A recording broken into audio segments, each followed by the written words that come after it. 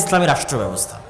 ইসলামী রাষ্ট্র ব্যবস্থা মানে আপনাকে জোর করে নামাজ পড়ানো হবে, জোর করে পর্দা করানো হবে। তারও আগে ইসলামী রাষ্ট্র ব্যবস্থা মানে আপনি যেন না খেয়ে মারা না যান, আপনি যেন চিকিৎসার অভাবে মারা না যান, এটা আগে নিশ্চিত করা হবে। এই যেই রাষ্ট্র ব্যবস্থায় চিকিৎসার অভাবে মানুষ মারা যেতে পারে, ওটা ইসলামী রাষ্ট্র ব্যবস্থা নয়। যেই রাষ্ট্র ব্যবস্থায় না খেয়ে মানুষ মারা যেতে পারে, ওটা ইসলামী রাষ্ট্র ব্যবস্থা নয়। যে বলছে ওটা ইসলামী রাষ্ট্র ব্যবস্থা, বুঝতে ভুল হয়েছে, ও কোনোদিন পড়েইনি ইসলামী রাষ্ট্র ব্যবস্থা কাকে বলে। তো এই যে ইসলামী রাষ্ট্র ব্যবস্থার পজিটিভ দিক এগুলো আপনাকে জানতে হবে। এখন জানার সুযোগ, এখন আপনি বুঝবেন, কানেক্ট করতে পারবেন, রিলেট করতে পারবেন যে আমার এবং আপনার সুখ দুঃখের একমাত্র চিন্তা যদি কেউ করে, ওই যে বললাম কৃষকের কথা চিন্তা করবে, রিক্সা চালক ভ্যান চালকের কথা চিন্তা করবে। যেমন কিছুদিন আগে একজন আর্মির মেজরের সাথে একজন পুলিশ খারাপ ব্যবহার করেছে, পরে সেই পুলিশ আর্মির মেজরের পা ধরে ক্ষমা চাচ্ছে। তো মানুষজন ফেসবুকে অনেক প্রশংসা করতেছে। তখন আমার ব্রেনে কাজ করলো যে এটাও ইসলামী রাষ্ট্র ব্যবস্থা নয়। এই পুলিশ যদি একজন রিক্সা চালকের সাথে খারাপ ব্যবহার করতো, তো রিক্সা চালকের পা ধরে মাপ চাইতে হতো, ওটা ইসলামী রাষ্ট্র ব্যবস্থা। ওই আর্মির মেজরের সাথে খারাপ ব্যবহার করেছে, এই জন্য পা ধরে মাপ চাইতে হবে। আর রিক্সা চালক ভ্যান চালক কৃষকের সাথে খারাপ ব্যবহার করলে তখন মাপ চাইতে হবে না। এটা হচ্ছে জালেম সিস্টেম, সেকুলার সিস্টেম, গণতান্ত্রিক সিস্টেম। আর ইসলামী রাষ্ট্র ব্যবস্থা মানে কিসের মেজর? ওই গ্রামের মাঠে কৃষক যে কাজ করতেছে, ওর সাথে যদি জুলুম করে তো ওর পা ধরে মাপ চাইতে হবে। এইটা হলো ইসলামী রাষ্ট্র ব্যবস্থা। তো ইসলামী রাষ্ট্র ব্যবস্থা মানে আপনি যদি খালি এটা ভয় পান যে বাপরে বাপ আমাকে তো পিটিয়ে নামাজ পড়াবে, আমাকে তো পিটিয়ে পর্দা করাবে, জি না, পিটিয়ে নামাজ পড়ানোর আগে, পিটিয়ে পর্দা করানোর আগে আপনার জান মালের নিরাপত্তা, আপনার ইজ্জতের নিরাপত্তা, এবং আপনি যেন মাজলুম না হন, রাষ্ট্রীয় নাগরিক সুযোগ সুবিধা সমানভাবে বুঝে পান, তা নিশ্চিত করা হবে। ওটা ইসলামী রাষ্ট্র ব্যবস্থা। এবং ইসলামী রাষ্ট্র ব্যবস্থা আমেরিকা এবং ইউরোপের রাষ্ট্র ব্যবস্থার চাইতে উন্নত। এটা একজন মানুষকে বোঝানো খুব কঠিন। খুব উচ্চ শিক্ষিত মানুষ ছাড়া অন্তত এই বক্তব্যটুকু বুঝবে না। বলবে এখনকার পৃথিবীর সবচেয়ে আদর্শ রাষ্ট্র ব্যবস্থা তো আমেরিকা আর ইউরোপ। আমাদের ছেলেমেয়েরা জমি বিক্রি করে ইংল্যান্ডে যায়, ইউরোপে যায়, আমেরিকায় যায়, কেউ স্টুডেন্ট ভিসা নিয়ে যায়, কেউ অবৈধ পথে এখান থেকে দুবাই থেকে লিবিয়াতে নামে, লিবিয়ার বেনগাজি বিমানবন্দরে, লিবিয়ার ত্রিপলি বিমানবন্দরে নেমে লিবিয়ার যে সমুদ্র তীরবর্তী শহরগুলো আছে ওই শহরগুলোতে আশ্রয় নেয়।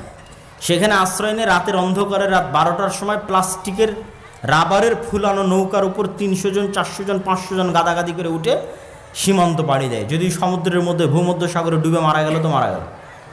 আর পাড়ি দেয় কি, পুলিশ ওদেরকে গ্রেফতার করে নিয়ে যাবে, ওরা কিছুদিন ডিটেনশন ক্যাম্পে থাকবে, তারপর আস্তে আস্তে ওরা একদিন নাগরিকত্ব পেয়ে যাবে। তাহলে কি পরিমাণ উন্নত ওই দেশগুলো হতে পারে যে আফগানিস্তান, পাকিস্তান, বাংলাদেশের মুসলমানের এইভাবে অবৈধ পথে জীবনের হুমকি নিয়ে ওই দেশগুলোতে যেতে চায়। আর আমি বলতেছি যে ইসলাম যদি প্রতিষ্ঠিত হয় রাষ্ট্র ব্যবস্থায়, তাহলে ওই আমেরিকা এবং ওই ইউরোপের চাইতে বেশি উন্নত, বেশি জনবান্ধব এবং বেশি নাগরিক বান্ধব হবে। কেন? এটার উত্তর বলি, বুঝলে বুঝবেন, না বুঝলে যতটুকু বুঝবেন ততটুকু মনে থাকবে। সেটা হচ্ছে আজকের ইউরোপ এবং আজকের আমেরিকায় সকল নাগরিক সুযোগ সুবিধা থাকার পরেও অর্থনৈতিক স্বাধীনতা নাই। এটা তারাও ভালো মতো বুঝে না যে অর্থনৈতিক স্বাধীনতা নাই। এটা একমাত্র যে গভীরভাবে স্টাডি করবে সে বুঝতে পারবে অর্থনৈতিক স্বাধীনতা নাই। সেটি কি? আমেরিকা এবং ইউরোপে অর্থ মানেই সুদ। এই যে আমার পকেটে ক্যাশ টাকা আছে, এরকম আলাদা কোনো ক্যাশ টাকার অস্তিত্ব হতে পারে না লোন ছাড়া। এই আমার পকেটে 1000 টাকা আছে মানে 1000 টাকার বিপরীতে কি আছে? লোন আছে। 1000 টাকার বিপরীতে কি আছে? লোন ছাড়া কোনো ক্যাশ মানির অস্তিত্ব হতে পারে না, অসম্ভব। এইভাবেই ইকোসিস্টেম তৈরি করা হয়েছে ইউরোপে এবং আমেরিকায়, যেখানে কোনো ক্যাশ মানির অস্তিত্ব হবে না লোন ছাড়া। আপনি বাড়িও কিনতে পারবেন না লোন ছাড়া, জমিও কিনতে পারবেন না লোন ছাড়া, ছেলে মেয়েকে পড়াতেও পারবেন না লোন ছাড়া। প্রত্যেকটা ধাপের পিছনে লোন আছে। এবং এই লোনের সবচেয়ে বড় ভয়ঙ্কর ফাঁদ হচ্ছে ক্রেডিট কার্ড। এখনো বাংলাদেশে বহু ব্যাংক ক্রেডিট কার্ড চালু করেছে, অসংখ্য মানুষ ক্রেডিট কার্ড ইউজ করতেছে। ক্রেডিট কার্ড মানে আপনার অ্যাকাউন্টে টাকা নাই, তবু আপনাকে বলতেছে তুমি খরচ করো, পরে তোমার বেতন থেকে কেটে নেব। কি ভয়ঙ্কর লোনের ফাঁদ! টাকা নাই, তোমার চিন্তা নাই, তুমি খরচ করো, আমি আছি তো। 1 টাকাও নাই, তারপর আপনাকে বলা হচ্ছে আপনি খরচ করেন, আপনি যখন বেতন পাবেন তখন সেখান থেকে কাটা হবে। তো যে যত বেশি ক্রেডিট কার্ডের ইউজার হবে ও অত বড় অ্যামাউন্ট পাবে। ধরেন আমি 10 বছর থেকে ক্রেডিট কার্ড ব্যবহার করতেছি, তাহলে এখন 1টা টাকা ছাড়াও আমি অন্তত 3 কোটি টাকার বাজার করে ফেলতে পারি, ব্যাংক কিচ্ছু বলবে না, যেহেতু আমি 10 বছর থেকে ওর ক্রেডিট কার্ড ইউজ করতেছি। তো আমেরিকাতে যখন আপনি একটা বাসা ভাড়া নিতে যাবেন, তখন আপনি যদি 20-30 বছর থেকে ক্রেডিট কার্ডের ইউজার হন, তাহলে আপনার কাছে সিকিউরিটি মানি চাইবে না। ক্রেডিট কার্ড আছে তো? বলে হ্যাঁ আছে, সিকিউরিটি মানি লাগবে না, যাও। আর আপনি বলবেন যে আমি সুদ থেকে বাঁচতে চাই, অতএব আমি ক্রেডিট কার্ড ব্যবহার করব না, অগ্রিম লোন নিব না, তাহলে যে বাসা ভাড়া নিতে যাবেন ওই বাসার মালিক বলবে সিকিউরিটি মানি দাও। তো যত সিকিউরিটি মানি চাইবে অত সিকিউরিটি মানিতে আপনি 10 বছরও চাকরি করে ইনকাম করতে পারবেন না। তখন ঠিক আছে আমি ক্রেডিট কার্ড ইউজ করতেছি, তাহলে আপনি সুদে জড়িত হয়ে গেলেন। সুদ ছাড়া 1টা টাকা ক্যাশ মানি আপনার পকেটে আসতে পারে এরকম কোনো রাস্তা নেই। এটা হচ্ছে অর্থনৈতিক দাসত্ব। আপনার অর্থনৈতিক স্বাধীনতা যতক্ষণ না থাকবে আপনি স্বাধীন মানুষ নন, আপনার আভ্যন্তরীণ স্বাধীনতা আসবে না। এই জন্য ইসলাম হচ্ছে ঋণ বিমুখ। আজকে বক্তব্যের এই অংশে মা এবং বোনদের এই অংশটুকু একটু দৃষ্টি আকর্ষণ করি। ইসলামী অর্থনীতির মূলনীতি হচ্ছে ঋণ বিমুখ, অল্পে তুষ্ট। ঋণ বিমুখ, অল্পে তুষ্ট। ঋণ বিমুখ, অল্পে তুষ্ট মানে কি? মানে হচ্ছে আল্লাহ কিন্তু কর্জে হাসানার কথা বলেছে, কত বড় করে বলেছে দেখেন, অমাইয়ুকরিদুল্লাহ করজান হাসানা, যে ব্যক্তি কর্জে হাসানা দিল সে আল্লাহকে কর্জে হাসানা দিল, বলেন আল্লাহু আকবার। কিন্তু আপনি লোন নেওয়ার যত হাদিস আছে আল্লাহর নবীর সব হাদিস পড়েন, কর্জে হাসানা তখনই নিতে পারবেন যখন আপনি চিকিৎসার অভাবে মরে যাচ্ছেন। তখন আপনি এসি নেওয়ার জন্য কর্জে হাসানা নেবেন, এর কোনো অস্তিত্ব ইসলামের 500,000 কিলোমিটারের মধ্যে নাই।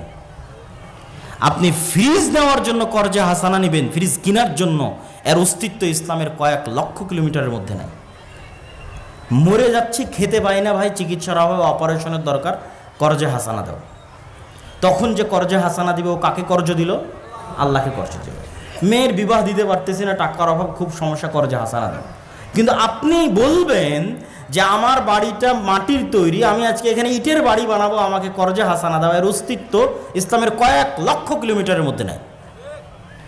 মানে বিলাসিতার জন্য মানুষ কর্জ নিবে, এর কোনো অস্তিত্ব ইসলামে নাই। মা এবং বোনদেরকে লক্ষ্য করে বলতেছি যে বিলাসিতার জন্য কর্জ নিবে, একটা সোফা কেনার জন্য কর্জ নিবে, একটা খাট কেনার জন্য কর্জ নিবে, মাঝেতে সব বিছিয়ে থাকে এখন খাট কিনবে, তো খাট কেনার জন্য কর্জে হাসানা নিবে, আর অস্তিত্ব ইসলামে নাই। সুদের উপর নেওয়া তো বহু দূরের কথা, আমি কর্জে হাসানার কথা বলেছি, কথা বুঝতে হবে আপনার। সুদের উপর নেওয়া তো বহু দূরের কথা। আপনি শপে শুয়ে থাকেন, এখন খাট কিনবেন, খাট কেনার জন্য সুদের উপর নয় কর্জে হাসানা চাইবেন, আর অস্তিত্ব ইসলামে নাই। এতটা ঋণ বিমুখতা ইসলাম পছন্দ করে। কেন পছন্দ করে? কর্জ মানেই হচ্ছে আপনার আত্মসম্মান নষ্ট হওয়া। আজ আপনি কর্জ করবেন, কাল পাওনাদার যখন আসবে আপনি মিথ্যা বলবেন, তারপরের দিন পাওনাদারের টাকা পরিশোধ করার জন্য অন্যায় করবেন, চুরি করবেন, তারপরের দিন আপনার ছেলেকে মিথ্যা বলানো শিখাবেন, তারপরের দিন পুরো পরিবার মিথ্যুক হয়ে যাবেন। তো যে মুখে মিথ্যা বলে, যে করে দুর্নীতি, যে মিথ্যার আশ্রয় নেয়, ওর সেলফ রেসপেক্ট বলে কিছু আছে, আত্মসম্মান বলে কিছু আছে, ও ক্ষমা চায় জান্নাতে যেতে পারে, কিন্তু কোশ্চিনকালও জাতির নেতৃত্ব দিতে পারবে না। ওর ভাগ্যে গোলামি, ওর 14 গোষ্ঠীর ভাগ্যে গোলামি। এই জন্য ইসলাম চায় না যে মানুষ লোন নিক, কর্জে হাসানা নিক। কেন? ও স্বাধীন থাক, ওর অভ্যন্তরীণ সেলফ রেসপেক্ট বাকি থাক, ওর পরিবারের আত্মমর্যাদা, আত্মসম্মান বাকি থাক, মরুক মাথা উঁচু করে। এইটা হচ্ছে ইসলামের চাওয়া। তো আপনি লোনের উপর, সুদের উপর বিলাসী পণ্য নেবেন, মোটর সাইকেল নেবেন, এসি নেবেন, ফ্রিজ নেবেন, বহু দূরের কথা। ইসলাম এসি, ফ্রিজ, মোটর সাইকেলের মতো বিলাসী পণ্য কর্জে হাসানার ভিত্তিতে নিবে, এর অস্তিত্ব ইসলামে নাই। তাহলে এবার কল্পনা করেন যে আমেরিকা এবং ইউরোপের সমাজ ব্যবস্থা কতটা ইসলাম বিরোধী সমাজ ব্যবস্থা, আর ওখানকার মানুষ বাহ্যিকভাবে মনে করছে যে হ্যাঁ আমি স্বাধীন, কিন্তু ওর স্বাধীনতার একটা লিমিটেশন আছে, একটা এরিয়া আছে, ওইটা কোশ্চেন করলে ক্রস করতে পারবে না, কেননা ও লোনগ্রস্ত, ঋণগ্রস্ত। প্রত্যেকটা মানুষ ঋণগ্রস্ত। আমি তো এখনই দেখালাম আপনাকে যে ও লোন ছাড়া চলতে পারবে না, ও বাধ্য লোন নিতে। প্রত্যেকটা মানুষ ঋণগ্রস্ত। তো ঋণগ্রস্ত মানুষ কখনো স্বাধীন? অসম্ভব, স্বাধীন নয়। ফলত ওর স্বাধীনতার একটা লিমিটেশন আছে, এরিয়া আছে। ওর বাইরে গিয়েও বলতে পারবে না, ওর বাইরে গিয়েও সত্য বলতে পারবে না, ওর বাইরে গিয়েও ইসলামের কথা উচ্চারণ করতে পারবে না। করলে ওখানে গলা টিপে ধরা হবে অর্থনীতিতে। বাকি সব জায়গায় স্বাধীন, গলা টিপা হবে কোথায়? অর্থনীতি। সম্মানিত উপস্থিতি, তো আমরা আলোচনা করছিলাম, আমরা ইসলামকে সামগ্রিকভাবে বিজয় দেখতে চাই। বিজয় দেখতে চাইলে কি করতে হবে? বিজয় দেখতে চাইলে এই যে সিস্টেম, এই সিস্টেমের পরিবর্তন লাগবে। আপনি এই সিস্টেমের মধ্যে থেকেই বলবেন ভোটের মাধ্যমে ইসলাম ক্ষমতায় যাবে, এটা হয় না, এটা অসম্ভব। এবং গত 100 বছরেও হয়নি, ভবিষ্যতেও হবে না। কেননা ইসলাম ক্ষমতায় যেতে চাই পূর্ণ পাওয়ারের সাথে, পূর্ণ ক্ষমতার সাথে। যে আয়াত আজকের বক্তব্যের শুরুতে তেলাওয়াত করেছি, রাসূলুল্লাহ সাল্লাল্লাহু আলাইহি ওয়াসাল্লাম যখন মক্কায়, যখন আল্লাহর নবী মাজলুম, আল্লাহর নবীর সাহাবীরা মাজলুম, যখন সাহায্য করার কেউ নাই, তখন আবু জাহাল আল্লাহর নবীকে প্রস্তাব দিচ্ছে। কতটা লোভনীয় প্রস্তাব দেখেন, লাকুম দীনুকুম ওয়ালিয়া দীন। সরি, তখন আবু জাহাল আল্লাহর নবীকে প্রস্তাব দিচ্ছে, চলো 1 বছর তোমার আল্লাহর ইবাদত হবে, আর 1 বছর আমাদের মূর্তির ইবাদত হবে। তোমার উপর যে জুলুম হচ্ছে, অত্যাচার হচ্ছে, তোমার সাহাবীদের উপর যে জুলুম হচ্ছে, অত্যাচার হচ্ছে, সব বন্ধ হয়ে যাবে। আমরা ঐক্য জোটের মাধ্যমে রাষ্ট্র ক্ষমতা ভাগাভাগি করব। তখন আল্লাহর নবীর কোনো রাস্তা নাই, কিন্তু খুব মাজলুম অবস্থায়, খুব করুণ অবস্থায়। তখন যে কোনো মানুষ এরকম লোভনীয় প্রস্তাব গ্রহণ করে নেবে। কিন্তু আল্লাহর নবী কি বললেন? লাকুম দীনুকুম ওয়ালিয়া দীন, লা আ'বুদু মা তা'বুদুন। সূরা কাফিরুন পড়ে দেখেন, বারবার ঘুরিয়ে ফিরিয়ে বলা হচ্ছে, তোমরা যার ইবাদত করো আমি তার ইবাদত করতে পারবো না। তোমার দিন তুমি পালন করো, আমার দিন আমাকে পালন করতে দাও। এর আড়ালে আরেকটা কথা লুকিয়ে আছে, সেটা হচ্ছে এখন তোমার সাথে কোনো কম্প্রোমাইজে যাচ্ছি না। তোমার দিন তুমি পালন করো, আমার দিন আমাকে পালন করতে দাও। আমি মুহাম্মদ যেদিন মক্কার ক্ষমতায় যাব, সেই দিন একক পূর্ণাঙ্গ শতভাগ ক্ষমতায় যাব, কারোর সাথে কম্প্রোমাইজ করে নয়। 1 বছর আল্লাহর ইবাদত হবে, আর 1 বছর মূর্তির ইবাদত হবে, এই কম্প্রোমাইজ করে আমি ক্ষমতায় আসবো না। তো ঠিকই 10-15 বছর পর উনি যখন মক্কা বিজয় করেছে, তখন কি কোনো কম্প্রোমাইজ করেন? একচ্ছত্র আধিপত্য, একচ্ছত্র আধিপত্য। ইসলামকে আপনি ক্ষমতায় নিয়ে যাবেন কম্প্রোমাইজ করে, এটা হতে পারে না। আপনি স্বাভাবিক রাজনৈতিক দল হিসেবে বলতে পারেন যে অমুক রাজনৈতিক দল ভালো, অমুককে ভোট দিলে দেশ ভালো চলবে, এটা ভিন্ন কথা।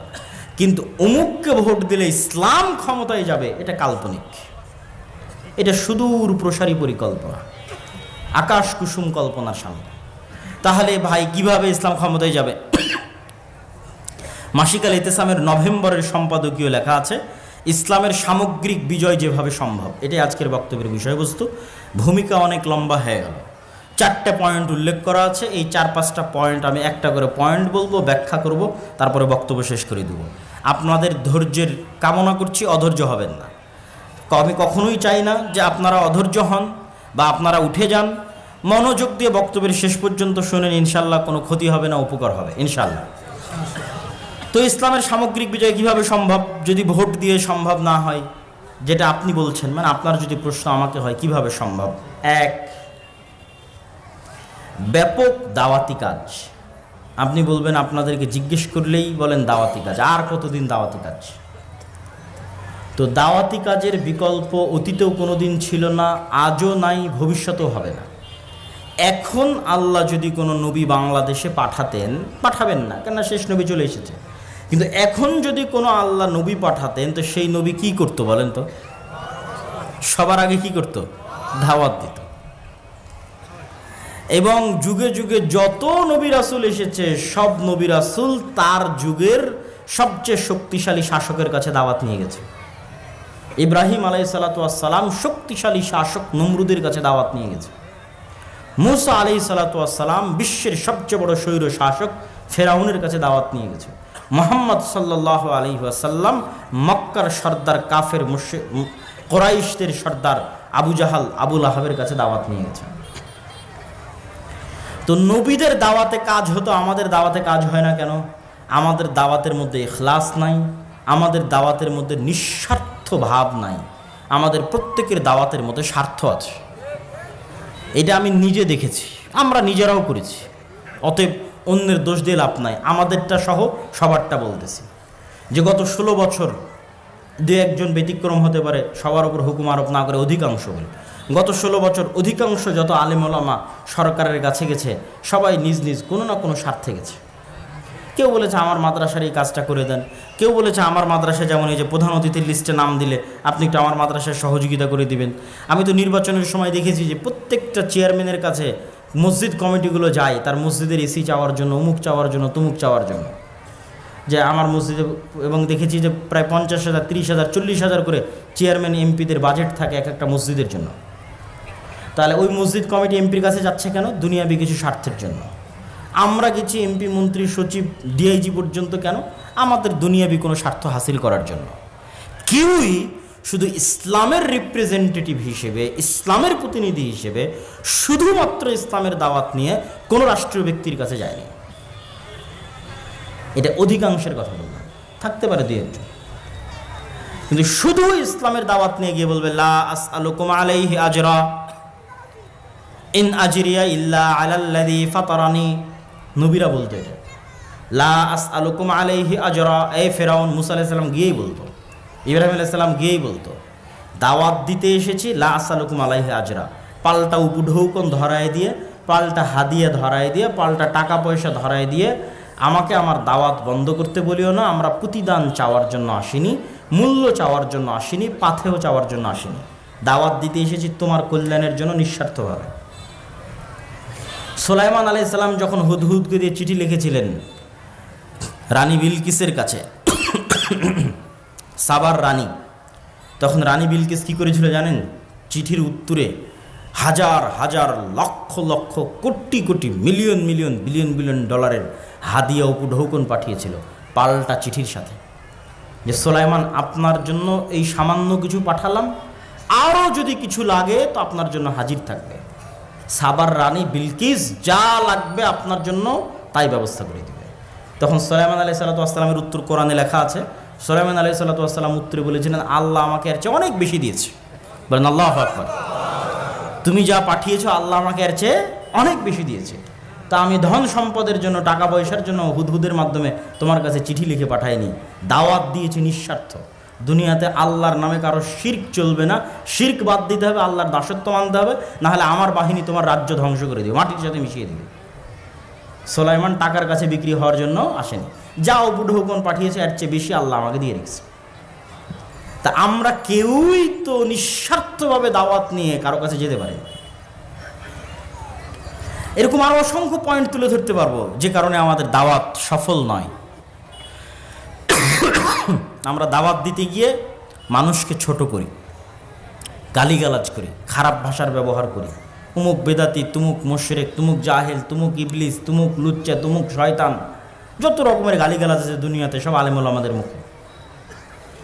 অথচ আল্লাহ সুবহানাহু ওয়া তাআলা কোরআন মাজিদে মুসা আলাইহিস সালামকে বলছে তুমি ফেরাউনকে দাওয়াত দিবে ভদ্র ভাষায়, নম্র ভাষায়। তো আমি যে আপনাকে দাওয়াত দিতে এসেছি, আপনি কি ফেরাউনের চাইতে খারাপ?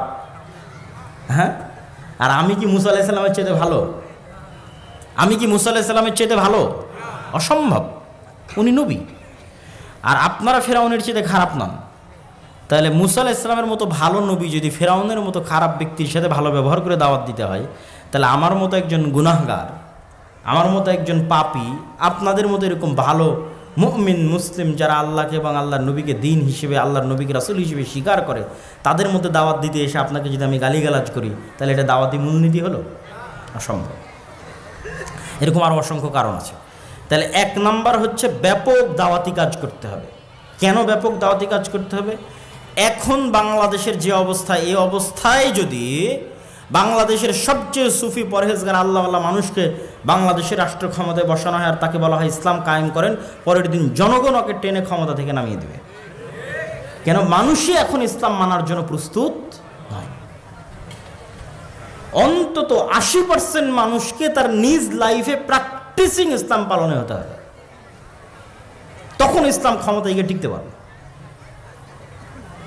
এখন যে অবস্থা তাতে পারবে না। এই জন্য ব্যাপক দাওয়াতি কাজ করতে হবে, মানুষের মাইন্ড সেট আপ রেডি করতে হবে কেন ইসলাম রাষ্ট্র ক্ষমতায় দরকার। যেমন আজকে আমি বক্তব্য দিচ্ছি, এটা একটা দাওয়াতের অংশ। এই বক্তব্য আগে কেন দিতাম না? আগে এই বক্তব্য বোঝার মতো পরিবেশ মানুষের ছিল না। এখন বললে মানুষ অ্যাকসেপ্ট করবে, কেননা মানুষ একটা ভয়ঙ্কর আন্দোলন দেখেছে, গণ অভ্যুত্থান দেখেছে, তার পরবর্তী সরকার দেখছে। সুতরাং মানুষ এটা ক্যাচ করতে পারবে ইসলামের রাষ্ট্র ব্যবস্থা কেমন হতে পারে, ইসলামের রাষ্ট্র ব্যবস্থা বলতে কী বুঝায়, কেন ইসলামকে রাষ্ট্র ক্ষমতায় নিয়ে যেতে হবে, নিয়ে গেলে কিভাবে নিয়ে যেতে হবে। 1 নম্বর ব্যাপক দাওয়াতি কাজ। 2 নম্বর লেখা আছে সমাজ ও দেশের সাথে সম্পৃক্ত থাকা। সমাজ ও দেশের সাথে সম্পৃক্ত থাকা অর্থ কি? আমাদের নবী মুহাম্মদ সাল্লাল্লাহু আলাইহি ওয়াসাল্লাম পড়াও জানতেন না, লেখাও জানতেন না। জানতেন না। তো আমার নবী মুহাম্মদ সাল্লাল্লাহু আলাইহি ওয়াসাল্লাম পড়ালেখা জানতেন না মানে তিনি ঘরে বসে গবেষণা করতেন না, ঘরে বসে বই লিখতেন না। তাহলে কি করতেন? আল্লাহর কাছ থেকে কোরআন রিসিভ করতেন আর সারা দিন মানুষের সুখ দুঃখ কষ্ট বিপদ আপদ সমস্যার পাশে থাকতেন। তথা মদিনাবাসীর সাথে মক্কাবাসীর সাথে মুহাম্মদ সাল্লাল্লাহু আলাইহি ওয়াসাল্লাম বরাবর সমানে সমান। আজ যদি মদিনার কোনো মানুষের বাড়িতে খাবার না থাকে তো সেটাও মুহাম্মদ সাল্লাল্লাহু আলাইহি ওয়াসাল্লাম জানবেন যে ওর বাড়িতে খাবার নাই, ওখানে খাবারের ব্যবস্থা করতে হবে। মানে মদিনার মানুষের সাথে ওতপ্রোতভাবে, মক্কার মানুষের সাথে ওতপ্রোতভাবে জড়িত। উনি তো গবেষকও নন, লেখকও নন। তো 5 ওয়াক্ত সালাত বাদে, কোরআন আল্লাহর কাছে শিখা বাদে বাকি সময় কাদের পিছনে দিতেন? মানুষের পিছনে দিতেন। এবং উনি সৎ ন্যায়পরায়ণ হওয়ার কারণে মানুষ প্রভাবিত হতো। উনি তো অসৎ নন, মিথ্যুক নন। তাহলে যত মানুষের কাছে গেছে ওনার ভদ্র নম্র ব্যবহারের কারণে মানুষ ওনার দ্বারা কী হয়েছে? প্রভাবিত হয়েছে। আবু সুফিয়ান রাদিয়াল্লাহু তাআলা আনহু যখন তার কাছে ইসলাম গ্রহণ করেছে, তাকে মাথা মতো করে ইসলাম গ্রহণ করতে হয়েছে। কেননা মুহাম্মদ সাল্লাল্লাহু আলাইহি ওয়াসাল্লামের উন্নত চরিত্র সম্পর্কে আবু সুফিয়ান জানে। মুহাম্মদ সাল্লাল্লাহু আলাইহি ওয়াসাল্লামের চরিত্র নিষ্কলুষ, কোনোদিন মিথ্যা বলেনি, কোনোদিন মানুষের সাথে অন্যায় করেনি। তা আবু সুফিয়ান যখন ইসলাম গ্রহণ করবে মাথা নত করে ইসলাম গ্রহণ করতে হবে। এই জন্য দুনিয়াতে যত নবী রাসূল আল্লাহ পাঠিয়েছে সব নবী রাসূলকে মূল 2টা গুণ দিয়ে পাঠিয়েছে, বলবে সত্য, করবে নাই, না হলে এরা নেতা হতে পারবে না দেশ জাতির। নবী রাসূলরা দেশ ও জাতির নেতৃত্ব না নিতে পারলে কিভাবে সে ইসলামের দাওয়াত ছড়িয়ে দিবে? দিতে পারবে না। কিন্তু আমরা মুসলমানেরা গোলাম হওয়ার কারণে আমাদের ওই যে বাহ্যিক আমল, যেটা বারবার বলছি, বাহ্যিক আমল দিয়ে আমার মুনাফিকি ঢাকতে চেয়েছি, কিন্তু কাজের বেলায় আমি মিথ্যুক, কাজের বেলায় আমি অন্যায়পরায়ণ। সুতরাং আমাদের দিয়ে মুক্তি হবে না। তাহলে সমাজ ও দেশের সাথে সম্পৃক্ত থাকা। আজকের আফগানিস্তানে যারা ইসলামকে ক্ষমতায় নিয়ে এসেছে এরা খুব কঠিনভাবে সমাজের মানুষের সাথে সম্পৃক্ত ছিল। গত 20 বছর 30 বছর 40 বছর যাবৎ সমাজের মানুষের সাথে সম্পৃক্ত। কিন্তু আমরা আলেম ওলামারা, আমি নিজেও, আমাদের মতো এরকম শত শত আলেম ওলামা, মসজিদ মাদ্রাসা, এরা সমাজ থেকে টোটালি ডিসকানেক্টেড। এরা মসজিদের 4 দেওয়ালের মধ্যে সীমাবদ্ধ, মাদ্রাসার 4 দেওয়ালের মধ্যে সীমাবদ্ধ, লেখালেখি গবেষণার মধ্যে সীমাবদ্ধ, লাইভ ভিডিওর মধ্যে, ইউটিউবের মধ্যে, ফেসবুকের পোস্টের মধ্যে সীমাবদ্ধ। সমাজের মানুষের সাথে এদের কোনো প্রকার সম্পর্ক, লেনা দেনা, উঠা বসা নাই। তাহলে সে কীভাবে ইসলামকে সামগ্রিকভাবে বিজয়ী করবে? করতে পারবে না, অসম্ভব, করা সম্ভব নয়। কিন্তু এখন সুবর্ণ সুযোগ। গত 16 বছর দলীয় রাজনীতির উপর ভিত্তি করে ক্ষমতার ভারসাম্য রক্ষা হয়েছে। এখন দলীয় দাপট আছে? নাই। তাহলে ক্ষমতার জায়গা শূন্য। গ্রামে ক্ষমতার জায়গা কি? শূন্য। আগে গ্রামে ক্ষমতার জায়গা তো অমুক নির্দিষ্ট দলের অমুক নেতা, ও একাই ক্ষমতাশীল। এখন ক্ষমতার জায়গা শূন্য। এখন মসজিদ মাদ্রাসা আলেম ওলামা তারা যদি সমাজের মানুষের সাথে প্রচুর পরিমাণে উঠা বসা করে, 2 বছর যদি উঠা বসা করে, 3 বছরের 3য় বছরের দিন থেকে 6 মাস উঠা বসা করলে 7ম মাসের দিন থেকে যদি ওই আলেম যোগ্য নেতৃত্ব দেওয়ার যোগ্যতা সম্পূর্ণ হয়, মানে সত্যবাদী ন্যায়পরায়ণ হয়, টাকার কাছে বিক্রি না হয়, আলেম ওলামাদের এই যোগ্যতা লাগবে, নাহলে কিন্তু পারবে না। তাহলে দেখবেন 7ম মাস থেকে মানুষজন বিচার সালিশ হুজুরের কাছে নিয়ে গেছে। পরের দিন থেকে দেখবেন বিচার সালিশ মাদ্রাসাতে হচ্ছে। একই ঘটনা আফগানিস্তানে ঘটেছিল। আলেম ওলামারা যখন তাদের এই সত্যবাদিতার ন্যায়পরায়ণতা নিয়ে মানুষের সাথে মিশে গেছে, তখন 6 মাস 7 মাস 5 বছর 10 বছর পর মানুষ বলছে কি মেম্বার, কি চেয়ারম্যান, বিচার সালিশ মাদ্রাসায় হবে, মাদ্রাসার প্রিন্সিপাল বিচার সালিশ করে দেবে। এইভাবে হচ্ছে ক্ষমতার পালা বদল হয়, মানে ক্ষমতার স্টেক হোল্ডার আপনি হয়ে যান মানুষের অজান্তে, মানুষের অবুঝে। এই জন্য মসজিদ মাদ্রাসাকে অ্যাক্টিভ হতে হবে, সমাজের মানুষের সাথে সম্পৃক্ত হতে হবে। 3 নাম্বার, শক্তিশালী প্রতিষ্ঠান প্রতিষ্ঠা করা। এখন যারা ক্ষমতায় আছে তারা কি ভোটের মাধ্যমে ক্ষমতায় এসেছে? তারা ভোটের মাধ্যমে ক্ষমতায় আসেনি। তাহলে কিভাবে ক্ষমতায় আসলো? যখন একটা নির্ধারিত শক্তিশালী সরকার বিদায় নিয়েছে, তখন ওই দেশে যে শক্তিশালী প্রতিষ্ঠানগুলো আছে অটোমেটিক ওরা ক্ষমতার মালিক হয়ে যায়। আপনি চাইলেও মালিক হবে, না চাইলেও মালিক হবে। যেমন বাংলাদেশের সবচেয়ে শক্তিশালী প্রতিষ্ঠান হচ্ছে সেনাবাহিনী। তো গত 16 বছরও সবচেয়ে শক্তিশালী প্রতিষ্ঠান সেনাবাহিনী, এখনও সবচেয়ে শক্তিশালী প্রতিষ্ঠান সেনাবাহিনী। তাহলে যখন সরকার ক্ষমতায় থাকবে না, তখন অটোমেটিক ক্ষমতা কার কাছে যাবে? সেনাবাহিনীর কাছে যাবে। গত 16 বছর সবচেয়ে শক্তিশালী মিডিয়া প্রথম আলো, ডেইলি স্টার, এখনও সবচেয়ে শক্তিশালী মিডিয়া প্রথম আলো, ডেইলি স্টার। তাহলে যখন ক্ষমতা থাকবে না, তখন ক্ষমতা কার কাছে যাবে? প্রথম আলোর কাছে যাবে, ডেইলি স্টারের কাছে যাবে। গত 16 বছর সবচেয়ে শক্তিশালী অর্থনৈতিক প্রতিষ্ঠান ব্র্যাক। আপনার মাদ্রাসার বাৎসরিক আয় ব্যয় কত হয়? ব্র্যাকের বাৎসরিক আয় ব্যয় 12,000 কোটি টাকা। 12,000 কোটি টাকা। আপনার মাদ্রাসায় কয় টাকা আয় ব্যয়? সারা বাংলাদেশের সবগুলো মাদ্রাসা মিলে 12,000 কোটি টাকা হবে না, 100 কোটি টাকাও হবে না। 100 কোটি টাকা হওয়া কঠিন আছে, 1000 কোটি টাকা তো বহু দূরের কথা। তাহলে ব্র্যাক গত 16 বছর সবচেয়ে শক্তিশালী অর্থনৈতিক প্রতিষ্ঠান, এখনও সবচেয়ে শক্তিশালী বেসরকারি অর্থনৈতিক প্রতিষ্ঠান। তাহলে সরকার যখন ক্ষমতায় থাকবে না, তখন ক্ষমতা কার কাছে যাবে? ব্র্যাকের কাছে। তাহলে এখন যারা ক্ষমতায় আছে তারা কারা? এই শক্তিশালী প্রতিষ্ঠানগুলো ক্ষমতায় আছে। ব্র্যাক ক্ষমতায় আছে, গ্রামীণ ব্যাংক ক্ষমতায় আছে, ডেইলি স্টার ক্ষমতায় আছে, প্রথম আলো ক্ষমতায় আছে, সেনাবাহিনী ক্ষমতায় আছে। এটা অটোমেটিক হয়, এটার জন্য ভোট লাগে না।